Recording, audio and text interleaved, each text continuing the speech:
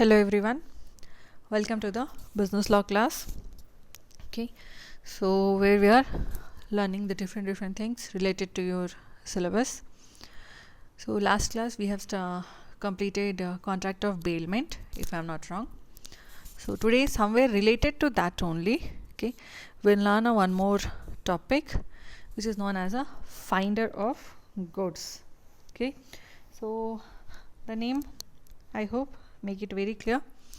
Finder of goods. So whoever is going to find the goods, that means not belong to that person. Okay, it's belonging to someone else. Fine, but the person is going to take the possession. Fine, so that is your finder of goods. So if we can read here also, the person who finds the goods belonging to some other person and takes them in his possession. Right, so just like while walking on the road, you found some valuable item and you pick it up and kept in your pocket, so you will be known as your finder of goods. Okay, you are not the real owner of that item.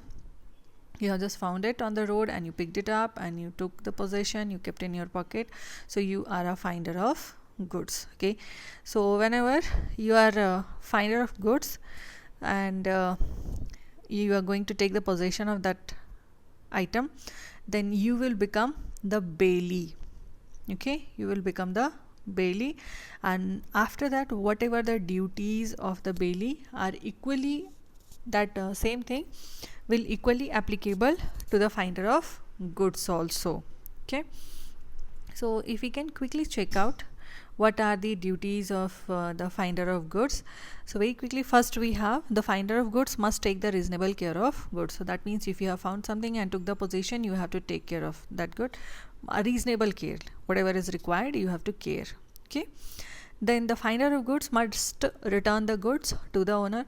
So if you know who is the owner, so you should return it. Okay, or like if owner by themselves coming to you and asking that I heard or I got somewhere like from somewhere I got the information that you found my that particular item and now it's with you, so return me, so you have to return it. Then the finder of goods must not use the goods for his own purpose. So it's not like it never happen, it should never happen that whoever is a finder of goods, okay, they should use that goods for their own purpose. No, they have to, very first duty we have learned, okay, finder of goods must take the reasonable care. Clear? Next duty is the goods must not mix with the own goods. So as you are a finder of goods, so kindly don't mix it with your own goods. Okay, it's not yours. Then next we have the goods must return any increase in goods along with the goods.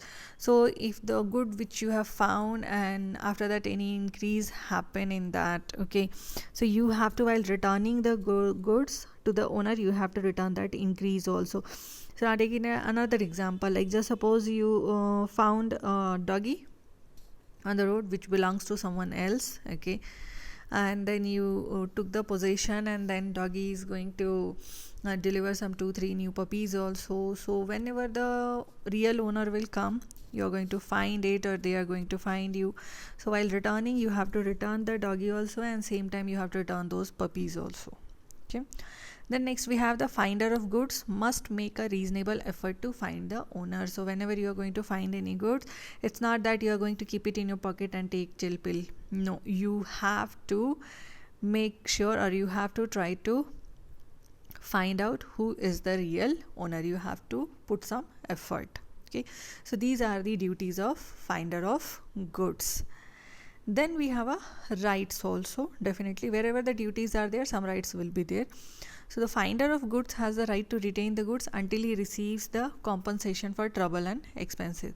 So whatever goods you found and for taking care of those goods, if you have gone for any trouble or if any expenses incurred, then definitely you have a full right to get those expenses back, okay, compensated from the real owner.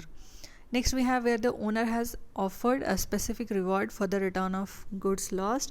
So the finder has a right to sue the owner for such reward and to retain the goods until he received it. So if anybody has very nicely given, like announced, okay, offered very nicely that whoever is going to find my that particular item, I will give the reward of 10,000 rupees or 10 lakh rupees, whatever, that totally depend upon the value of the lost good. Okay, so if you are a finder, then you have a full right, okay, to get that reward, and if the real owner is not giving you that reward, then you can retain. Okay, till that time you can retain the goods with you. Fine. Next, we have a finder of goods has the right to sell the goods found under the circumstances. So you can sell the goods if you are a finder of goods, but you have to fulfill, like, it should be supported by the situation. So what are those situations? Quickly we'll check out those also. If the owner cannot with reasonable diligence be found, okay, so you put all the effort and you are not able to find out the owner, then fine, you can sell it. If the owner when found refused to pay the lawful charges of the finder, so you found the owner, and but now owner is not ready to compensate you for the expenses which you have incurred for taking reasonable care of his goods, then also you can sell it and get back your compensation, remaining amount returned to the real owner. Next, we have a condition: if the goods are in a danger of perishing or of losing the greater part of their value. So definitely we know very well perishable nature of goods, you can't retain it for a longer time, so in that case you can sell it, and whenever you will get the true owner, you can just give them back the value, okay, for at what value you have sold it. Then we have, if the lawful charges of the finder in respect of goods found amount to 2/3 of its value. So whatever the expenses or whatever the things you have spent it on it, and if those charges are 2/3 value of the goods, then also you can sell it. So these are the rights of the finder of goods. Clear? Now we'll move to the next. Next we have to study about the pledge. And if I'm not wrong, in LPB, 4th semester LPB also you have learned something about the pledge. So somehow similar only here we have to go. So we have to check the meaning and definitely the parties and the rights, duties, whatever are there. So let's start quickly with this topic also. Okay, pledge, special kind of bailment.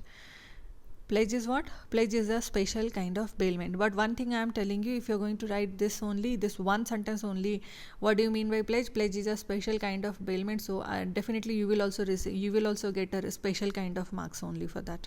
Keep it in your mind. Okay. So here what actually happened? Goods are delivered as security. Goods are delivered as a security for the payment of debts or for the performance of a promise. Fine. So just like a bailment, in bailment also we will delivering the goods from one party to another party for a specific purpose. Here it will be for the security of payment of debts. Okay. Now two parties are here also. One is your pledger and another is your pledgee. So pledger who delivers the goods as security. Okay. Pledger, the person who delivered the goods as security for the payment of debts. Okay. And pledgee, the person to whom the goods are delivered as security, or the person who received the goods, okay, as security for the payment of debts. Clear? So these two parties. Now we will check what are the rights if you are a pledgee. So very first right is right of retainer. So you can retain, definitely you can retain the delivered, whatever goods they have delivered you as a security, you can retain that, those items, okay, like whatever the goods got pledged until the pledger is not going to pay the money, okay, or necessary expenses. Fine. So until they are not going to do the payment of your debts or necessary expenses, definitely you have a full right to retain it with you if you are a pledgee. Okay, then next we have right to claim reimbursement of extraordinary expenses related to the goods from the, okay, pawner is nothing else, pawner is your pledger only, for the preservation of goods pledged by him. So whatever the goods you have got as a pledged, okay, and just to take care of that goods or taking very good care of that goods, if you have gone through with some extraordinary expenses, then you have a full right to ask for that also. Okay. Then next, right to sue the partner, that is pledger. Okay, so if the pledger makes default in payment of debts or performance of promise, then definitely pledgee has a right to sue the pledger for the recovery of amount. Okay, then next we have right to sell. So if the pledger makes default in payment, okay, of the debts, then definitely pledgee has a right to sell the goods whatever was pledged with him. And that but one thing always keep remember, before selling the goods you have to, if you are a pledgee, you have to give a reasonable notice to the pledger with the information like your intentions, why you are here to sell. So generally the sale always whenever the pledger is not going to make a payment of debt. Okay, then we have a duties of pledgee. So very simple. See, if you will read the bailment and after that you will go for the pledge, okay, you will find so many similarities. Okay, like duties of pledgee, what? Reasonable care of goods. Whatever goods kept with you as a security, please take care of it. Okay, don't make unauthorized use of goods, and don't mix the goods with your own goods. Okay, and return the goods once the debts are cleared, and return the accretion of the goods also if any increment happen in the goods during the pledge duration. So return the original goods also and that increment also. These all, if I'm repeating, if you're going for the bailment, these all duties are there also with the belly. Okay, now we'll go for the next party, that is duties of the pledger. Okay, so pledger, very first thing is like follow the terms and conditions related to goods pledged, like repaying the loan amount, whatever the time duration you have agreed within that. Okay, or going for the extra cash also if expenses were incurred, okay, for the preservation of goods. So those all are your terms and condition you have to follow. Then next we have duty to pay. Sorry, so that was only here, I'm really sorry.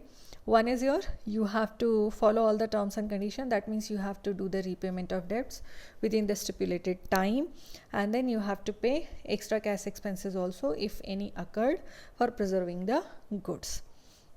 Coming to the rights.